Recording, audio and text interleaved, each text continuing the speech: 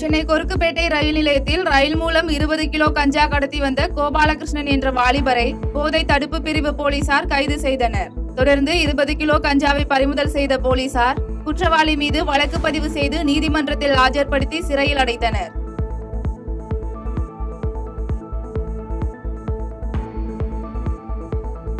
சென்னை கோயம்பேடு வடபழனி 100 அடி சாலையில் உள்ள மதுபான கடையில் அனைத்து மது பாட்டில்களுக்கும் 10 ரூபாய் கூடுதலாக வசூலிப்பதாக குற்றச்சாட்டு எழுந்துள்ளது. இந்த நிலையில் மதுக்கடை ஊழியர் ஒருவர் அனைத்து மது பாட்டில்களுக்கும் 10 ரூபாய் கூடுதலாக வசூலிக்கப்படும் என அடாவடியாக பேசியுள்ள வீடியோ வெளியாகியுள்ளது.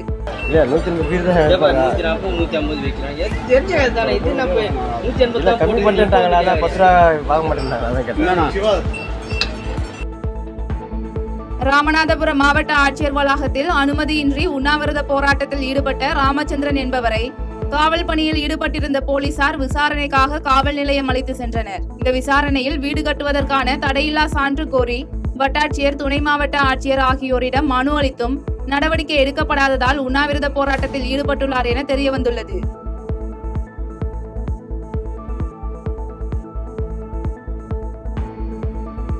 ராமநாதபுரம் மாவட்ட ஆட்சியர் அலுவலகத்தில் நடைபெற்ற மக்கள் குறைதீர் கூட்டத்தில் உரத்தூரில் சேதமடைந்த நிலையில் உள்ள ஊராட்சி ஒன்றிய தொடக்கப்பள்ளியை சீரமைத்து தருமாறு அப்பகுதி பெண்கள் மாவட்ட ஆட்சியரிடம் புகார் மனு அளித்தனர். மேலும் கடந்த ஒரு வார காலமாக மழை மற்றும் காற்று அதிகம் இருப்பதால் இடியும் நிலையில் உள்ள பள்ளி கட்டடம் குறித்து உடனடி நடவடிக்கை எடுக்க வேண்டும் எனவும் கோரிக்கை வைத்துள்ளனர்.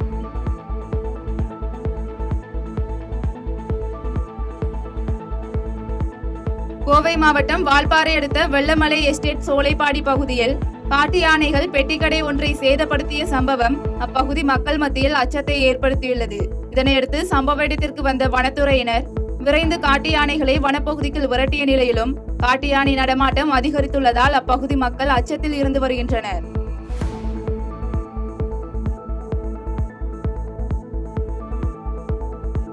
திருச்சியில் மத்திய அரசு வங்கிகளை தனியார் மயமாக்குவதை கண்டித்து ITPI வங்கி அதிகாரிகள் மற்றும் ஊழியர்கள் ஒருநாள் வேலைநிறுத்த போராட்டத்தில் ஈடுபட்டனர். மேலும் 50% பங்குகள் LICக்கு தாரை வார்க்கப்பட்ட நிலையில் பொதுத்துறையில் இயங்கி வரும் வங்கிகள் தனியாரிடம் ஒப்படைக்கப்பட்டால் 12,000 ஊழியர்களின் நிலை கேள்விக்கு உள்ளாகும் என குற்றச்சாட்டை முன்வைத்துள்ளனர்.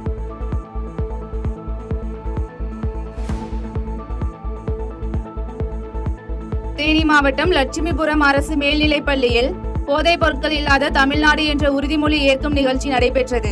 இந்த நிகழ்ச்சியில் காணொலி காட்சி மூலமாக கலந்து கொண்ட துணை முதலமைச்சர் உதயநிதி ஸ்டாலின் உறுதிமொழியை வாசிக்க நிகழ்ச்சியில் இருந்த மாவட்ட ஆட்சியர், மாவட்ட காவல்துறை கண்காணிப்பாளர் மற்றும் அரசு பள்ளி மாணவ மாணவிகள் உள்ளிட்ட அரசு துறை அதிகாரிகள் உறுதிமொழி ஏற்றுக்கொண்டனர்.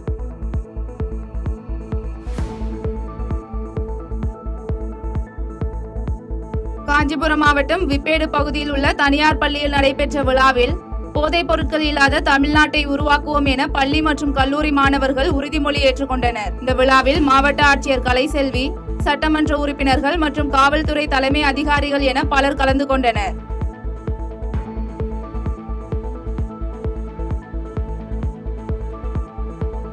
நாமக்கல் மாவட்டம் நாகராஜபுரம் அடுக்குமாடி குடியிருப்பு பகுதியில் தேங்கி நிற்கும் கழிவு நீரை அகற்ற கோரி குடியிருப்பு வாசிகள் மாவட்ட ஆட்சியர் அலுவலகத்தில் மனு அளித்தனர். இது தொடர்பாக குடிசை மாற்று வாரியத்திடம் பலமுறை மனு அளித்தும் எந்த ஒரு நடவடிக்கையும் எடுக்கப்படவில்லை என தெரிவித்த மக்கள் தேங்கிய கழிவு நீரால் தொற்று நோய் ஏற்படும் அபாயம் இருப்பதாக வேதனை தெரிவித்துள்ளனர்.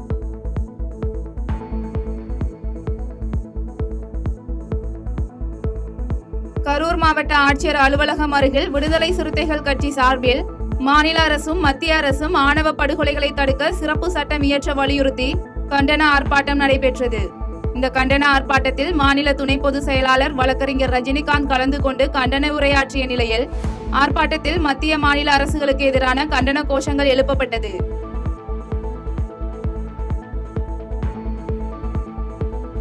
சென்னை திருவொற்றியூர் தேரடி பகுதியில் ஒயின் ஷாப் பாரில் கள்ளசந்தையில் மதுபானம் அமோகமாக விற்பனையாகும் வீடியோ காட்சிகளை அதிமுக தகவல் தொழில்நுட்ப அணியினர் வெளியிட்டு வருவது பரபரப்பை ஏற்படுத்தியுள்ளது.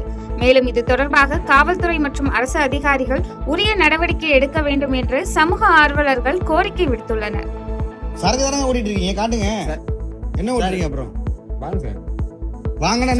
எதுக்கு நினைக்கிறீங்க? எத்தனை பேருங்க காலையில 6 மணிக்கெல்லாம் சும்மா வந்திருக்கீங்களா? புதுக்கோட்டை அரசு மருத்துவக் கல்லூரியில் ஏற்பட்ட திடீர் தீ விபத்தால் அப்பகுதியில் பரபரப்பு ஏற்பட்டது. இதனைத் தொடர்ந்து சம்பவ இடத்திற்கு வந்த தீயணைப்பு வீரர்கள் விரைந்து வந்து தீயினை கட்டுப்படுத்திய நிலையில் நோயாளிகள் யாரும் அந்த அறையில் இல்லாததால் அசம்பாவிதம் தவிர்க்கப்பட்டது குறிப்பிடத்தக்கது.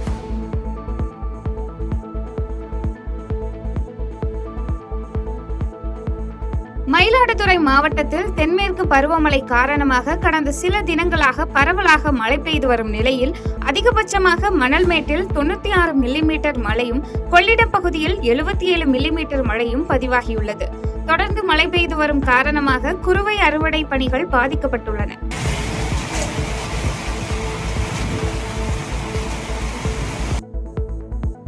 சேலம் மாவட்டத்தில் டெல்லி காதல் ஜோடிகள் ஓமலூர் மகளிர் காவல் நிலையத்தில் தஞ்சமடைந்த சம்பவம் அப்பகுதியில் பரபரப்பை ஏற்படுத்தியுள்ளது.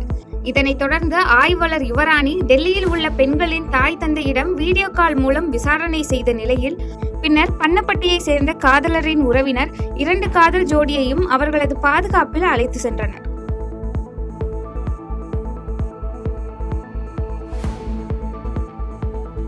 திருச்சியில் தமிழக ரியல் எஸ்டேட் அசோசியேஷன் மாநில பொதுக்குழு கூட்டம் மாநில தலைவர் கமலக்கண்ணன் தலைமையில் நடைபெற்றது. இந்த பொதுக்குழு கூட்டத்தில் ரியல் எஸ்டேட் கமிஷன் தொகையை 1 லட்சம் ரூபாய்க்கு 3% என அரசு முறைப்படுத்த வேண்டும் என தமிழக ரியல் எஸ்டேட் அசோசியேஷன் சார்பில் தமிழக அரசுக்கு கோரிக்கை விடுக்கப்பட்டுள்ளது.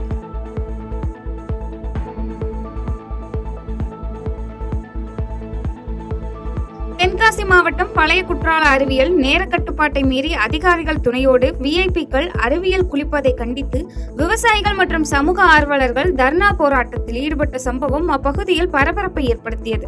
மேலும் பணம் படைத்தவர்களுக்கு பழைய குற்றாலம் என்ற நோக்கத்தை கைவிட்டு 24 மணி நேரம் அனைவரும் குளிப்பதற்கு அனுமதி வழங்க வேண்டும், இல்லையெனில் தடையை மீறி குளிக்கும் போராட்டம் நடைபெறும் என விவசாய சங்கத்தினர் தெரிவித்தனர்.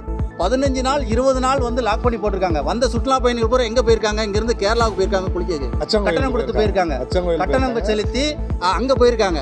அப்போ எங்களுக்கு என்ன சந்தேகம் வருது அடிப்படையில்னா 2 பேரும் கேரளாவை சார்ந்தவங்க இருக்காங்க. அப்போ இவங்க 2 பேரும் வேணும்னே இங்க இந்த சுற்றுலாத்தலங்களை மூடிட்டு கேரளாவில் உள்ள சுற்றுலாத்தலத்தை வாழ வைக்க போறாங்களா அப்படிங்கிற ஒரு கோரிக்கை இருக்கு.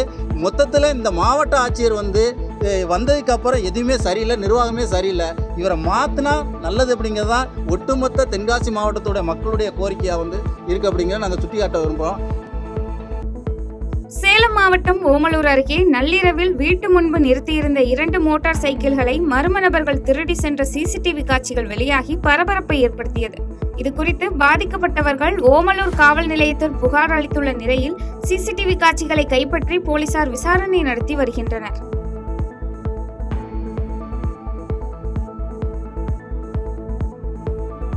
மயிலாடுதுறை மாவட்டத்தில் மழை காரணமாக ராஜப்பன் என்பவரது வீட்டின் சுவர் இடிந்து விழுந்த சம்பவம் அப்பகுதியில் பரபரப்பை ஏற்படுத்தியது. இந்த சம்பவம் தொடர்ந்து நில அளவைத்துறை உதவி இயக்குனர் அலுவலகத்தின் பழைய கட்டடத்தின் மேற்கூரை இடிந்து விழுந்த நிலையில் தற்போது செயல்பாட்டில் இல்லை என்பதால் பெரும் சேதம் தவிர்க்கப்பட்டது குறிப்பிடத்தக்கது.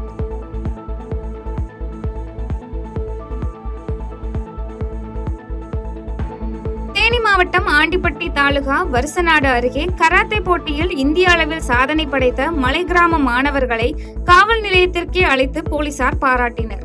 மேலும் மலை கிராமங்களை சேர்ந்த ஏழை எளிய மாணவ மாணவிகள் இந்திய அளவிலான கராத்தே போட்டிகளில் பங்கேற்று வெற்றி பெற்றதை சுற்றுவட்டார பகுதி கிராம மக்கள் வெகுவாக பாராட்டி வருகின்றனர்.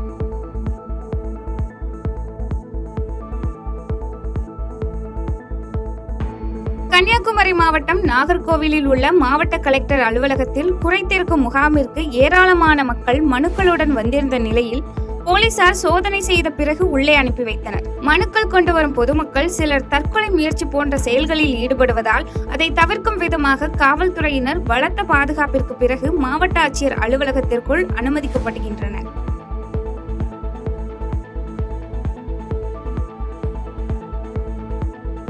கரூர் மாவட்டம் வாங்கல் அருகே உள்ள விவசாய கிணற்றில் நீரில் மூழ்கிய நிலையில் ஆண் சடலம் உடலில் கை, கால்கள் மற்றும் வாய் கட்டப்பட்ட நிலையில் கிடந்த சம்பவம் அப்பகுதியில் அதிர்ச்சியை ஏற்படுத்தியது. இதனைத் தொடர்ந்து சம்பவ இடத்திற்கு வந்த போலீசார் சடலத்தை மீட்டு பிரேத பரிசோதனைக்காக கரூர் அரசு மருத்துவக் கல்லூரி மருத்துவமனைக்கு அனுப்பி வைத்து விசாரணை மேற்கொண்டு வருகின்றனர். பெரம்பலூரில் ஆணவ கொலைகள் தடுக்க தனி சட்டம் இயற்ற வலியுறுத்தி விசிக சார்பில் நடைபெற்ற கண்டன ஆர்ப்பாட்டத்தில் நகரின் முக்கிய பகுதிகளில் விசிக தலைவர் திருமாவளவனை நாளைய முதல்வரே என குறிப்பிட்டு பேனர்கள் வைக்கப்பட்டுள்ளது பரபரப்பை ஏற்படுத்தியுள்ளது. மேலும் ஆகஸ்ட் 17ஆம் தேதி விசிக தலைவர் திருமாவளவனின் பிறந்தநாள் வரவுள்ள நிலையில் இந்த பேனர்கள் வைக்கப்பட்டுள்ளது என்பது குறிப்பிடத்தக்கது.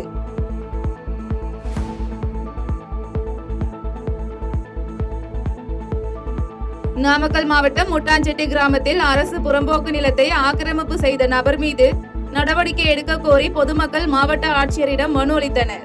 மேலும் ஆக்கிரமிப்பு பகுதியில் வசித்து வரும் ரூபினி என்பவருக்கு பட்டா வழங்கிய கிராம நிர்வாக அலுவலர் மீதும் நடவடிக்கை எடுக்க வேண்டும் என மனுவில் குறிப்பிடப்பட்டுள்ளது.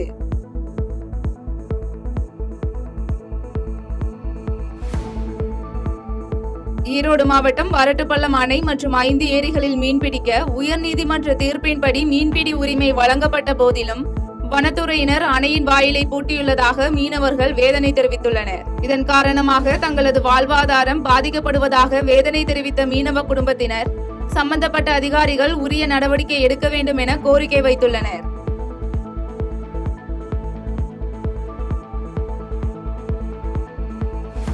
கிருஷ்ணகிரி மாவட்டம் போச்சம்பள்ளி பகுதியில் பெய்த கனமழை காரணமாக தென்னந்தோப்புகளில் தேங்கிய மழைநீரால் கொட்டி வைக்கப்பட்டிருந்த தேங்காய்கள் சேதமடைந்தது. மேலும் கடந்த சில நாட்களாக அனல் காற்று வீசி வந்த நிலையில் இந்த மழை காரணமாக பொதுமக்கள் மகிழ்ச்சி அடைந்துள்ளனர்.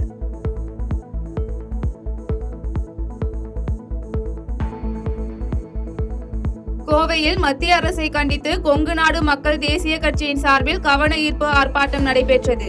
மேலும் கட்சியின் பொதுச் செயலாளர் நித்யானந்தன் தலைமையில் நடைபெற்ற இந்த ஆர்ப்பாட்டத்தில் கோவையில் மெட்ரோ ரயில் திட்ட பணிகளை தொடங்குதல் மற்றும் எய்ம்ஸ் மருத்துவமனை நிறுவுதல் உள்ளிட்ட கோரிக்கைகள் வலியுறுத்தப்பட்டது.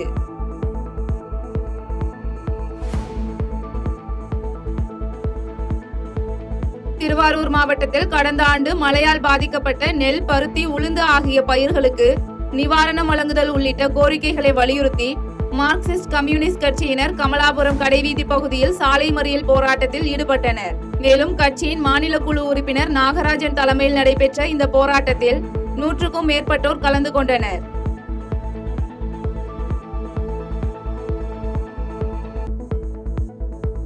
நீலகிரி மாவட்டம் கெங்கரை ஊராட்சிக்கு உட்பட்ட அவ்வூர் அம்பாள் காலனி பகுதியில் சாலை வசதி அமைத்து தர வேண்டி மாவட்ட ஆட்சியர் அலுவலகத்தில் கோரிக்கை மனு அளிக்கப்பட்டது. மேலும் முறையான சாலை வசதி இல்லாத காரணத்தால் குழந்தைகள் முதல் முதியவர்கள் வரை பாதிக்கப்படுவதாக வேதனை தெரிவித்த மக்கள் இதுகுறித்து பலமுறை அரசு துறை அலுவலர்களிடம் புகார் அளித்தும் நடவடிக்கை எடுக்கப்படவில்லை என குற்றம் சாட்டியுள்ளனர்.